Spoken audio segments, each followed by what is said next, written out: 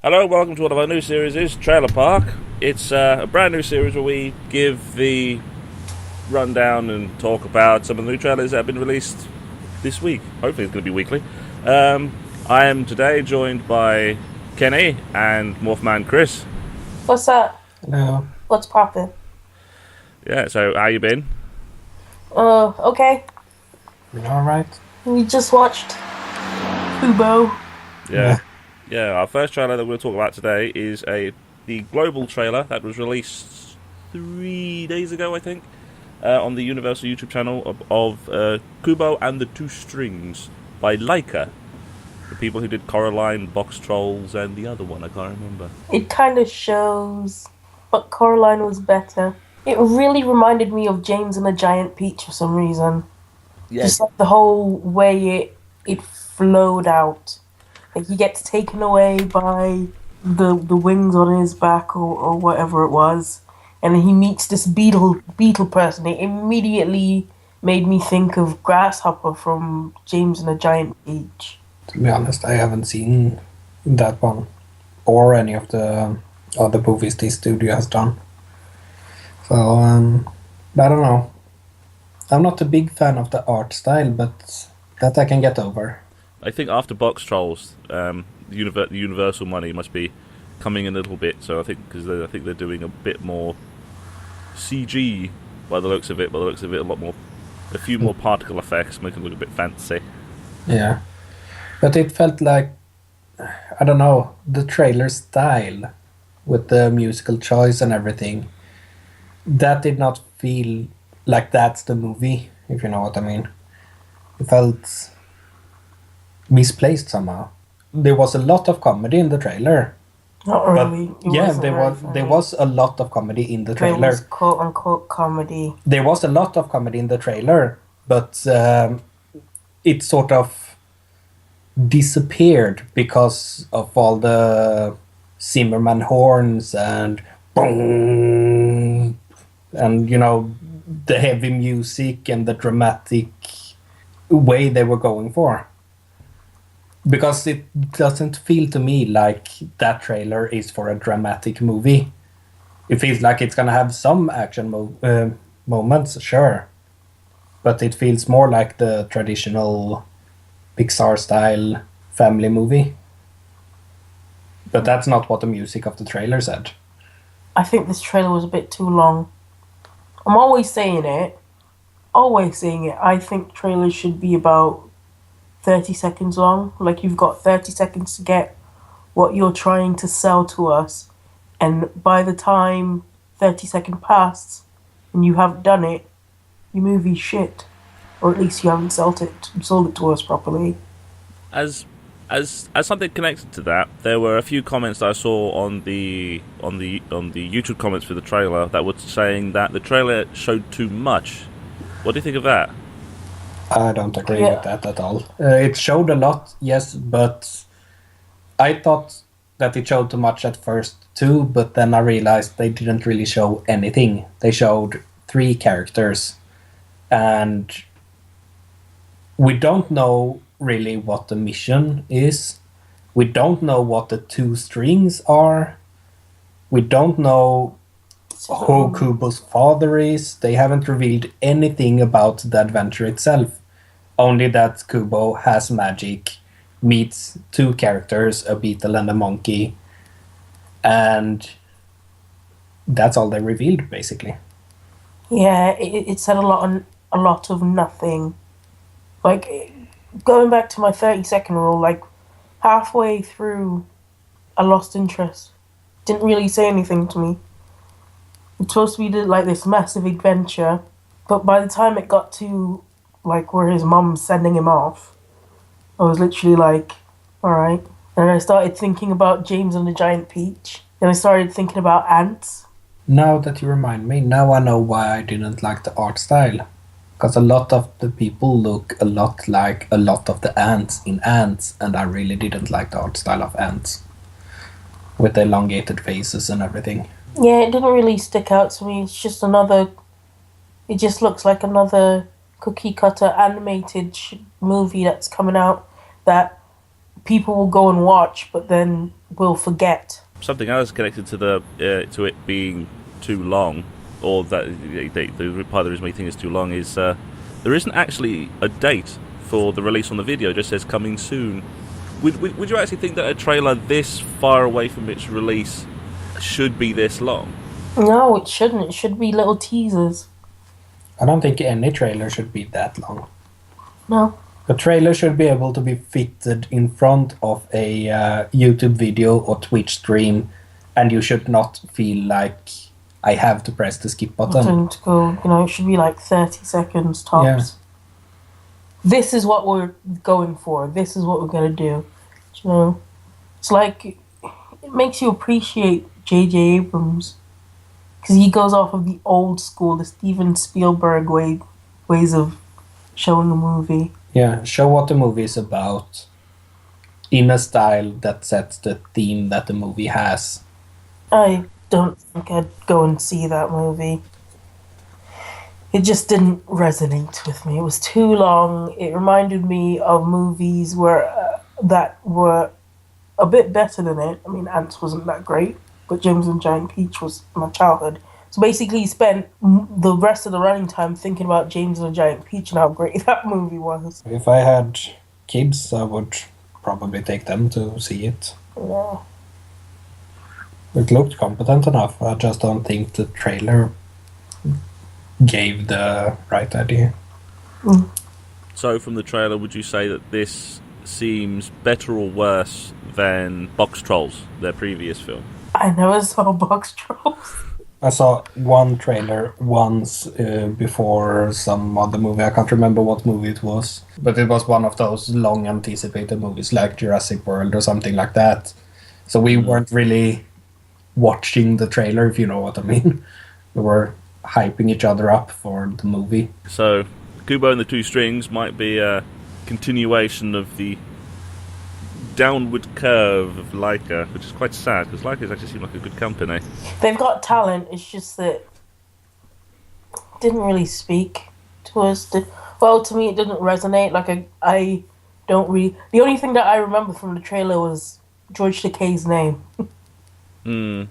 That's it. And I was like, oh, George Takei. Oh, he's in this. The biggest thing that stood out to me is probably a bit petty, but I've seen it mentioned before, and I've seen a splash of, the cast from the trailer.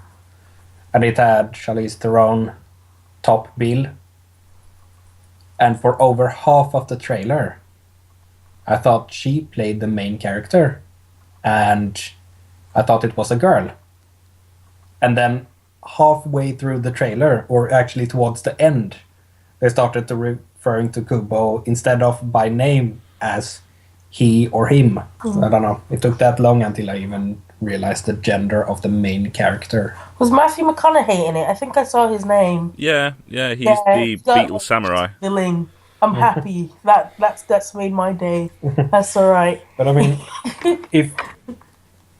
if Kubo is not the main character, then who is? Because the main character should have the top billing, right? Not if it's introducing. And in today's society, whether or not you are the star of the show. It's star recognition more than anything else. Part of the reason why in some of the other big budget ones, it's always the big star that gets the recognition. Yeah, right. So we're going to move on to the next trailer. And that trailer is Ghostbusters, the new... Ghostbusters? The new remake. See... Oh, God. To see how this goes. Let's watch the trailer again.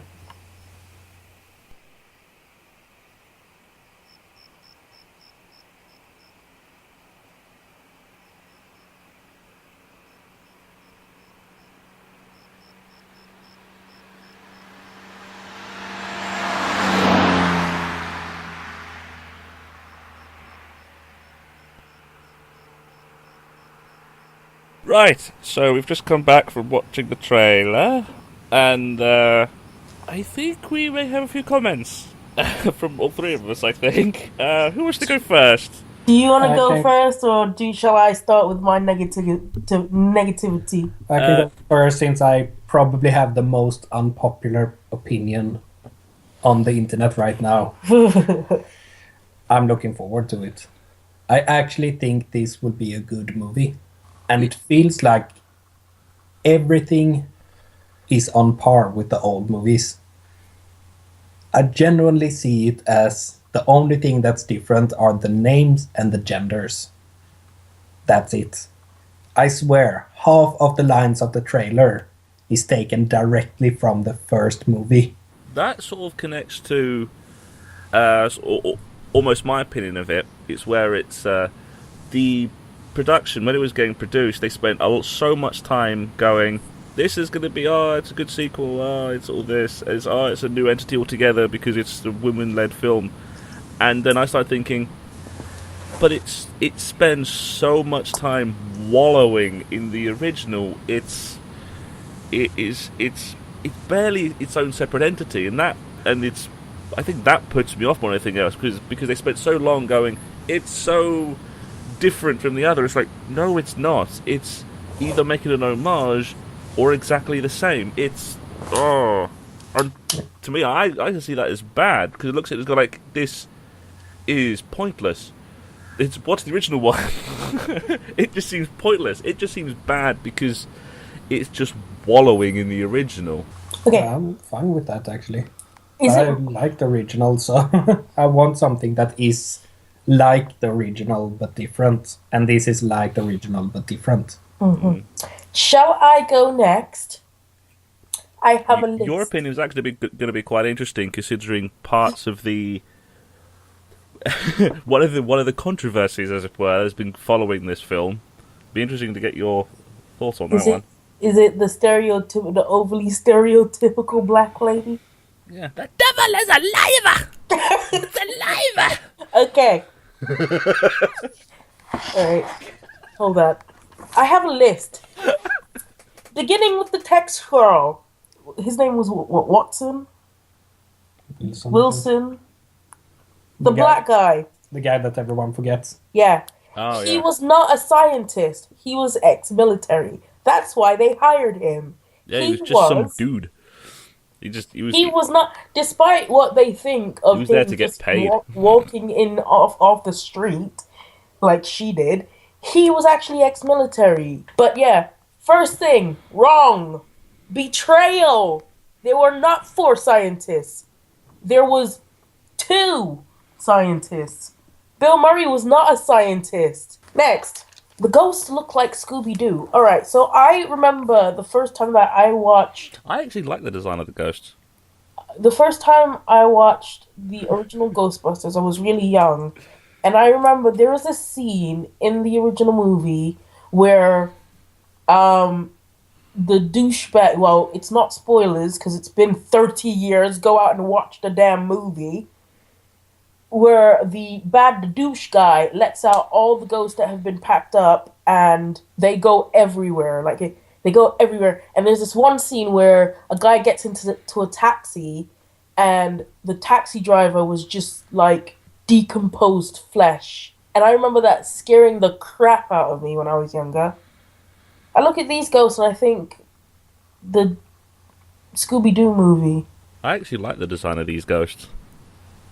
The Scooby-Doo movie, it might be part that I like the very bright and very vibrant contrast of colours that they actually have, but yeah. But is the main reason that you don't like these new brand of ghosts is that these ones are CGI and the other ones in the original were animatronics and stuff? I like the fact they had Slimer in it, but having Slimer in just wallowing. Of like Scooby-Doo, the Scooby-Doo movie where all the ghosts were like this blue tinted CGI thing. It might be different in the movie, but I could probably come up with a different introduction to all of this. Right. Fine, fair enough. They want to link it back to, I know it's a reboot, another sequel. And they want to link it back to... They were trying to link... The original one was they were trying to link it back to... Well, it's original cast. It's not really a reboot because the opening title thing that they say is like 30 years ago, 4 people made the call. Now a new team is answering it. So it's like, they're trying to play off as a sequel. This is part of the reason why I'm saying it spends too much time wallowing in the originals, because it's a shallow sequel. It comes off like they don't know. They don't actually know who the Ghostbusters are. Like, they're coming up with all of this for the first time. I mean, here's a scene for you. How about you have somebody who is coming into a house, right? And there's a guy in bed, and he gets attacked by, a ghost.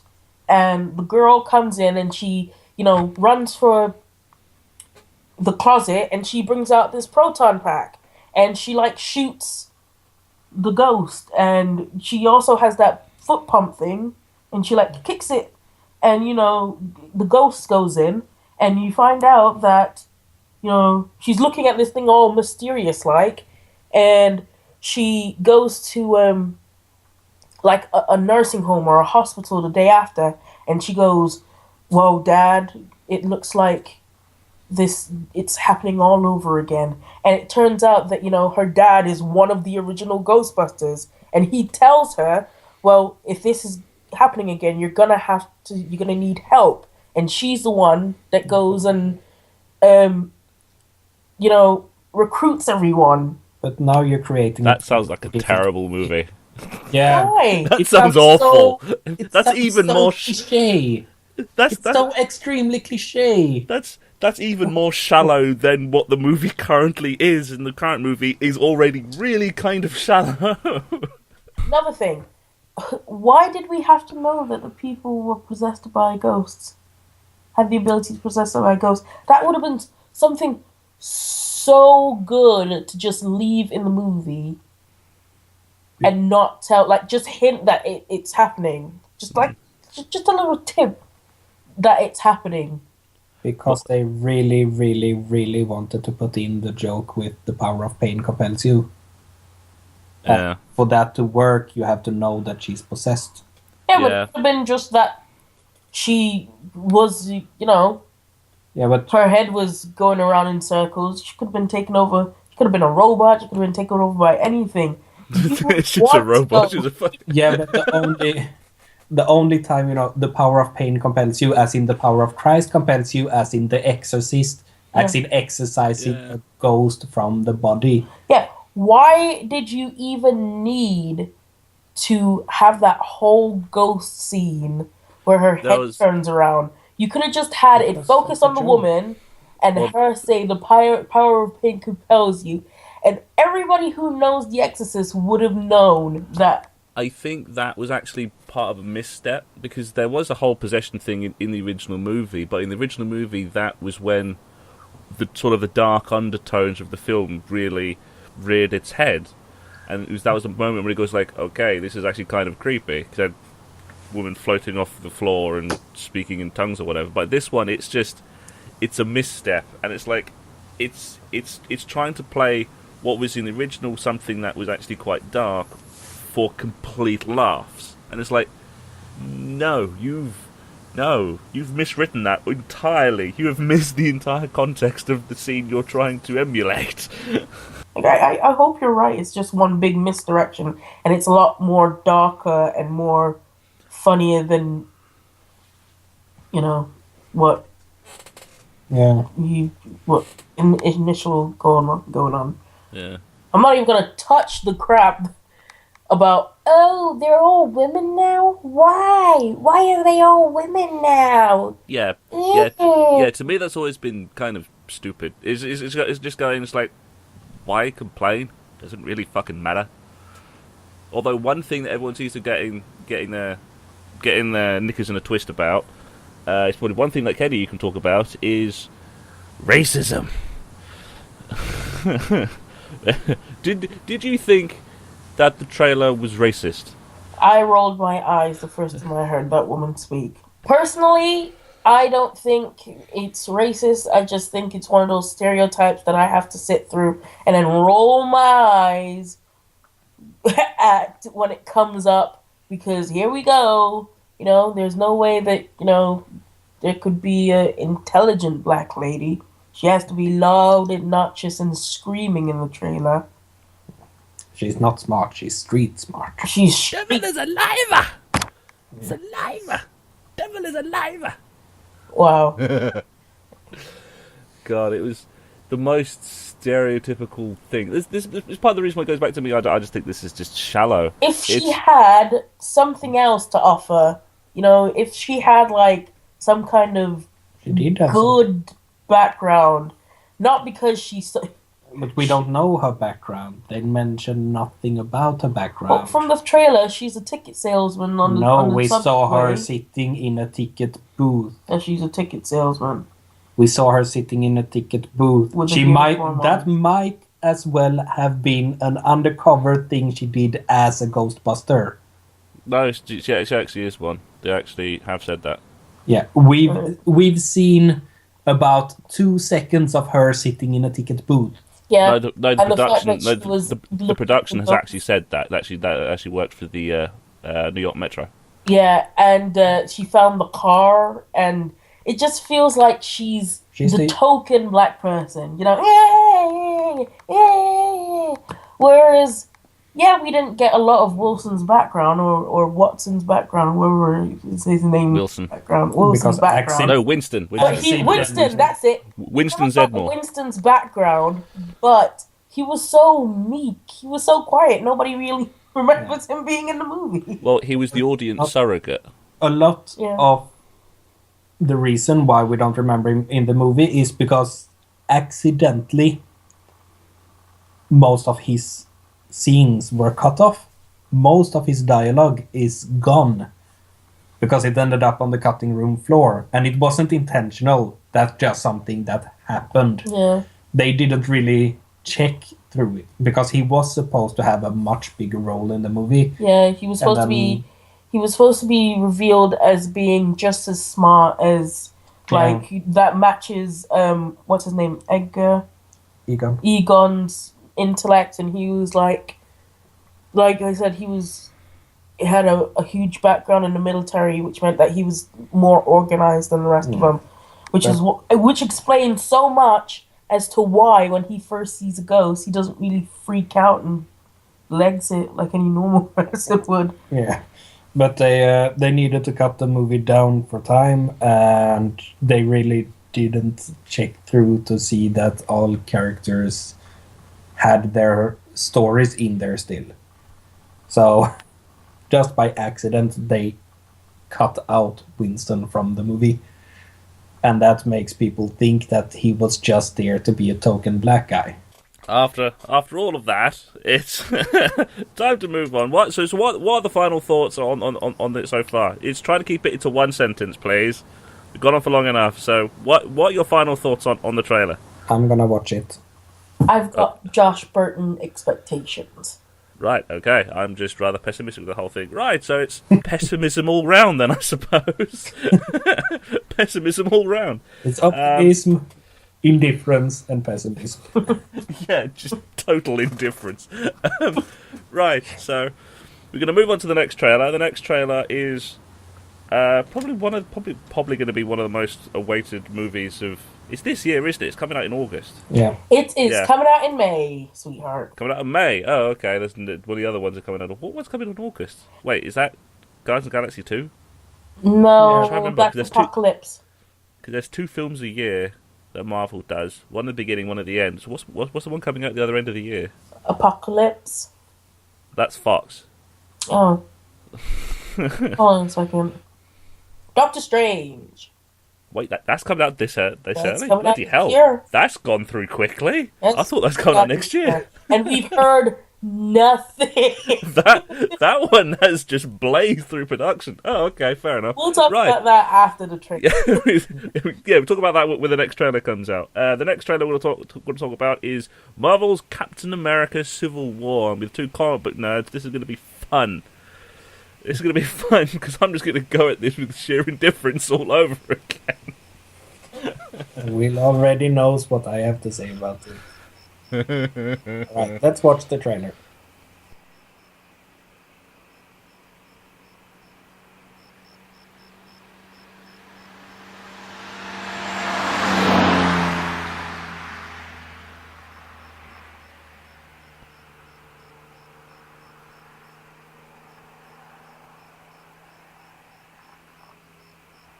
Right, so after watching that trailer, right, there's a fair few things to talk about, but I think the one thing that we can probably all start off with and probably all agree with is that there is probably only one reason why this trailer exists, and that is Spider-Man. Spider-Man! That is the only point this trailer exists, because Spider-Man! otherwise it's just using stuff from previous trailers.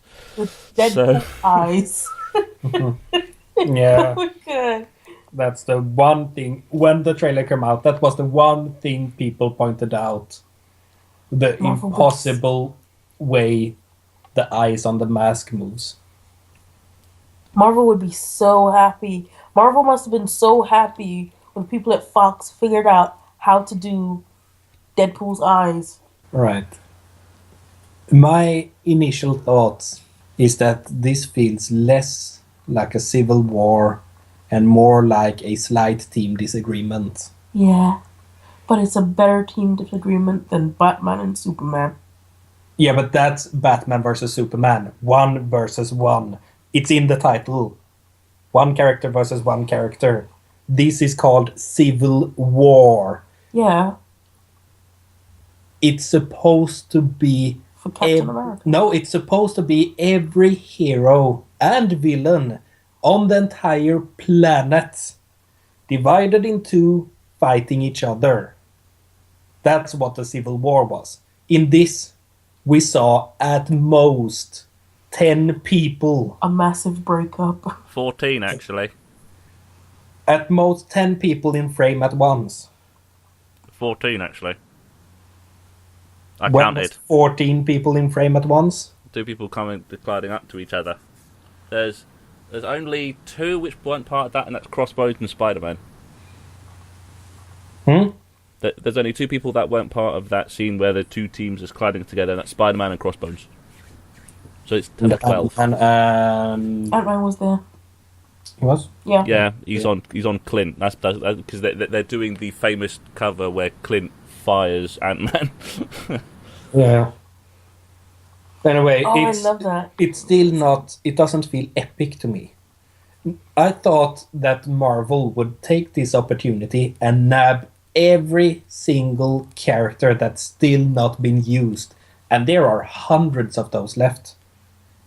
I mean, just put them in bit roles. Don't even need to give them lines. Just show them.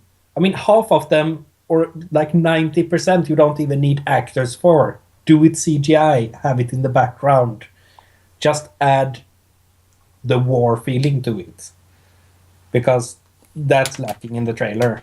They don't have any war. It's a team brawl. But that ends up going to the film wanting to keep a tight focus on Captain America and Bucky Barnes, because even the director and the... So call it Adventures of Cap and Bucky. No, he called it Captain America Civil War. Yeah, Captain America Civil War. But Captain America. Civil War was always about Captain America. yes. Civil War, as a comic book, was always going to be between Iron Man, Tony Stark, and Steve Rogers, Captain America. And the masses of people joining behind each of them. No. All of them in a massive, all-out war. That's why it's called Civil War. Yeah, the only reason why that happened was because of the registration thing. Yes, but it happened. It wasn't. If it hadn't happened, then you would have still had the war between these two people. You'd still have the people closest to them. Yeah. You'd still have this fight. That's not a war, that's a brawl. You'd still have the people closest to them having to choose sides. It's just that everybody else wouldn't have been involved. The only reason why these people got involved with the Civil War in the first place was because of the Registration Act. Yes. You would have still had that inner circle battling. But no matter what the reason is, because they did get involved, it was a civil war. The civil war between the factions of heroes and villains, or superhumans, you know. It was a civil war because everyone got involved. I mean, bulk it up. Yeah. Add people. Add extras, add CGI. Put an army of Lego figures if you want. Just bulk it up. They have not been established. Don't have to be established. How can it not be established? X-Men 3. X-Men 3 was an all-out... Yes, the movie was fucking shit. But the point is, X-Men 3 was an all-out war between all the mutants. And it felt like an all-out war. What happened to Thor? He's back on Asgard and say, you know what? Yeah, he's back on his home planet because of Ragnarok. And the thing that because there's a lot of suspicions going around for it. The one suspicion is that Ross has maybe done something to Hulk, maybe done the whole thing of putting him in space. So the thought that's possibly around him is that Thor Ragnarok is going to be Thor plus part Planet Hulk. Then another thought is that the reason why they've kept it to be a Captain America movie is because this is the end of Steve Rogers, or this is the beginning of the end of Steve Rogers, because he's only signed up to do at least one of the two parts for the Avengers 3. Then his contract finishes, and Chris Evans has said he's done. After that, he's done. He's going into directing. So he's got one movie left in him. So to me, I think this is the beginning of the end of Steve Rogers. And that's the reason why they're doing it as a Captain America thing, because it's probably going to kill Bucky and probably going to kill Steve Rogers. But they don't need to kill off Captain America for that, because they've already introduced Falcon. Yeah, and you know... But this is the sort of thing they're going to kill off Steve Rogers. Yeah. But they're probably going to not kill off Bradley, but whatever. Yeah, they're probably going to kill off Bucky. Well, because it's going to be a fight between Bucky and the other one, Falcon, to see who becomes next, because both of them at some point have become Captain America. So... Yeah. But they're probably going to do Bucky in for escalation of the story, and they're almost guaranteed to kill off Steve Rogers because he's leaving the franchise. Kind of hoping, fingers crossed, that, Rhodes doesn't die. I'll be so sad if War Machine dies. Yeah, I don't think he's gonna die, because I think he's gonna be in. I think he's in Avengers 3, because this is part of the thing with me where I look at this and go, there's only really one person at stake, and that's Captain America himself, because he's the only one whose contract runs out. Everyone else is signed on to do at least both parts, or to do another film on top of that, like with Thor 3.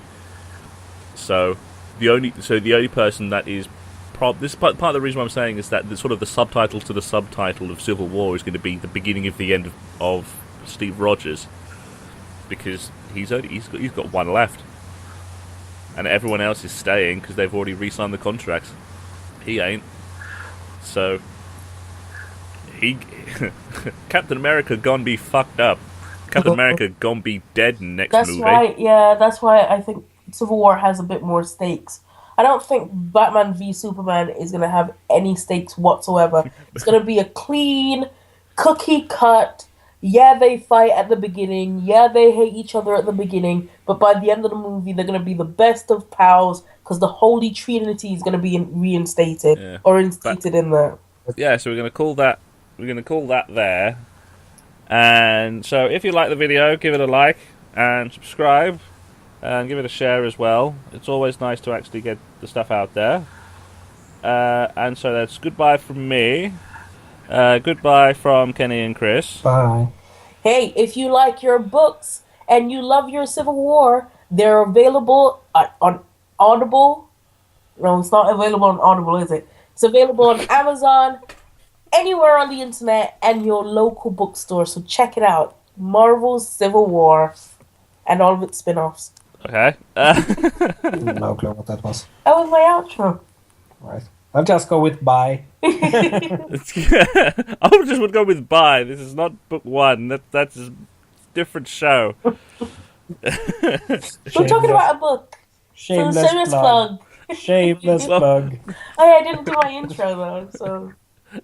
Well, we are talking about a graphic novel as well, so having to say, it's on Audible, this graphic novel. It's not on Audible. Well done. Hey, but if you want a recommendation, the Star Wars The Force Awakens is on Audible. It's like closed captions through Audible. That would be brilliant. Closed captions and Audible. I'm just imagining all of the Liefeld comics narrated by Linkara for Audible. Oh my goodness. It's just him describing the bad artwork all the way through.